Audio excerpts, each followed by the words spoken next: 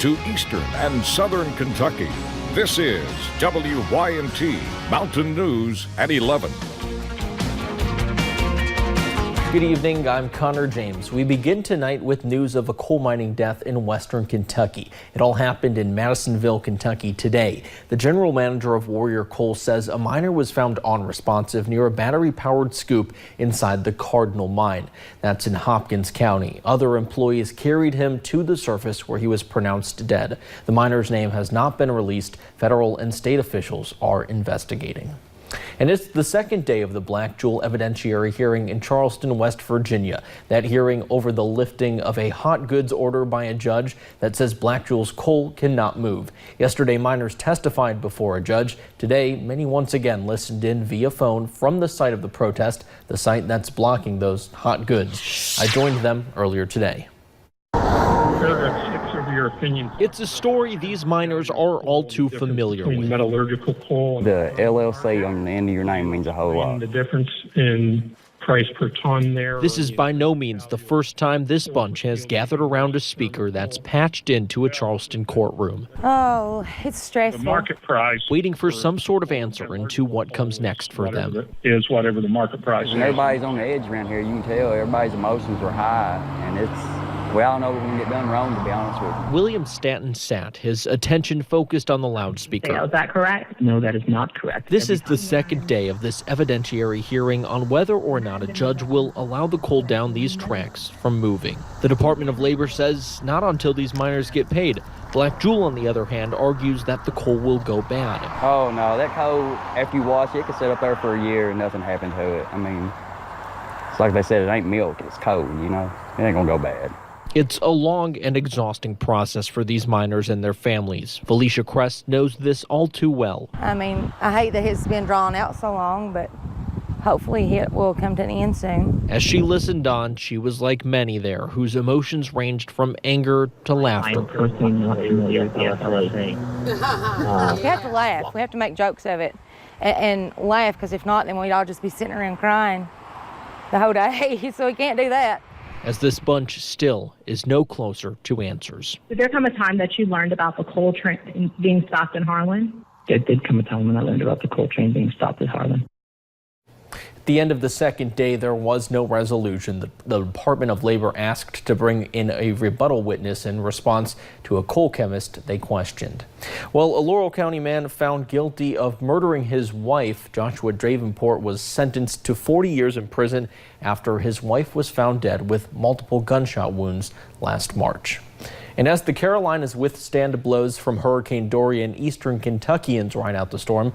Robbie Rose works for area-wide protection. They work side by side with power companies who are tasked with restoring power. After being sent south to Florida, crews are now in Raleigh, North Carolina, waiting for the call to help clean up damage from Hurricane Dorian. From Raleigh down to Myrtle Beach, because it has hit Myrtle Beach quite a bit. The AWP crews will wait until power is restored to return home.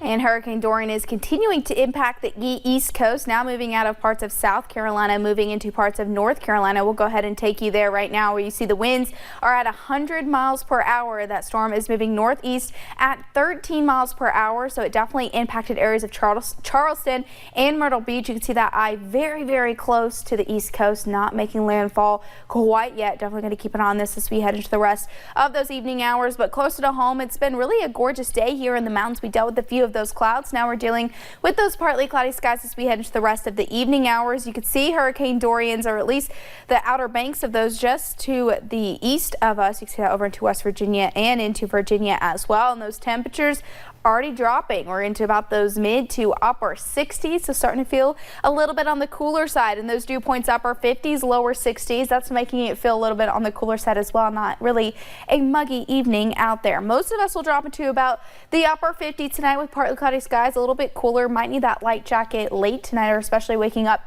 early on your Friday. So those cooler temperatures do continue. We're also looking at a stray rain chance as we head into your Friday, but more sunshine's on the way as we head into the weekend. I'll have those details coming up in just a few short minutes. All right, thank you, Paige. Well, Governor Matt Bevin was in eastern Kentucky again today with Congressman Hal Rogers. They made a stop in Martin County to make an announcement about money that will be coming to the area. WYMT's Madison Pergram explains how that money could help with an ongoing problem. A room filled with applause after the announcement of nearly $7 million in grant money awarded to Martin County to address water issues and help with economic development. When I first heard about the water woes here, I was heartbroken, frustrated. Water issues that have impacted many eastern Kentuckians over the years. Heartbroken to see dry faucets, brown water draining down into sinks. And an issue that Congressman Hal Rogers has experienced personally. Childhood experiences that way that drove my passion. But Rogers says there is progress. Upwards of 90% of the people of my district have good drinking water. 90%. When I started out, it was like 30. Governor Bevin expressed that when it comes to money for this issue, Martin County is at the top of the list. We're chipping away at it, and Martin County is as emblematic of water and sewer related problems as anybody in our state. But water issues were not the only topic of conversation. 2 grants were also awarded to improve infrastructure and economic development. Build a 200,000 square foot site ready building. Just ready so that when a company comes and wants the workers that exist here, they don't have to start from scratch. Even with the grant money secured, the work continues. This is a big step. It's not the final step. We've still got work to do. Work that will begin to help people in Martin County live a better life. In Martin County, Madison Pergram, WYMT Mountain News. Governor Bevin and Congressman Hal Rogers will also be speaking at the SOAR Summit in Pikeville tomorrow, and we'll sit down with Steve for a taping of Issues and Answers that will air Monday night. Well, Governor Matt Bevin also made a response to Kentucky Attorney General Andy Beshear's recent plan to increase teacher pay during his stop in Martin County. On Wednesday, Beshear announced a new plan called Stop the Bullying Raise and Pay. During Bevin's visit, he says he has a question about the plan for Beshear. Where will the money come from?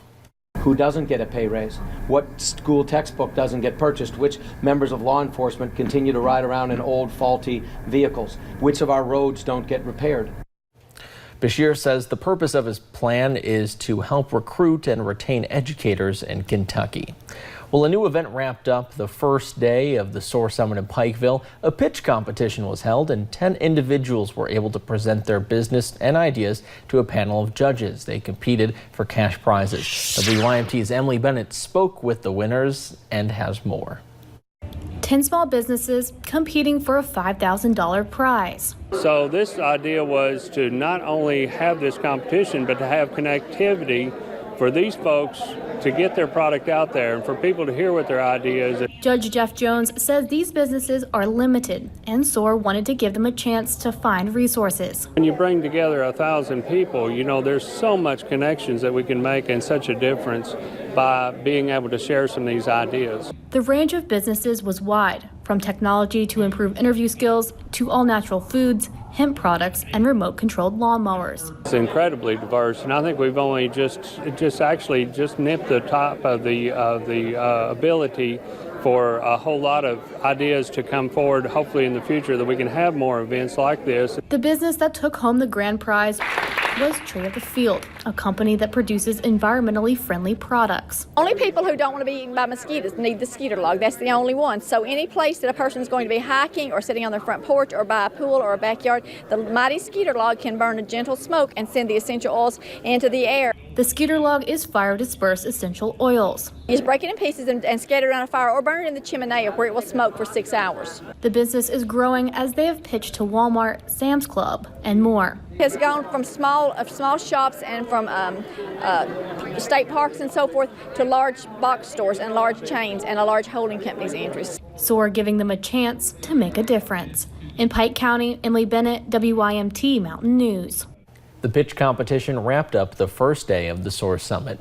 More than 100 booths filled the Appalachian Wireless Arena. Many gathered for brainstorming sessions in the morning before attending the discussion sessions to give their ideas to create a brighter future for Appalachia. SOAR Executive Director Jared Arnett said this event creates a platform so their ideas can be seen and hope can be found.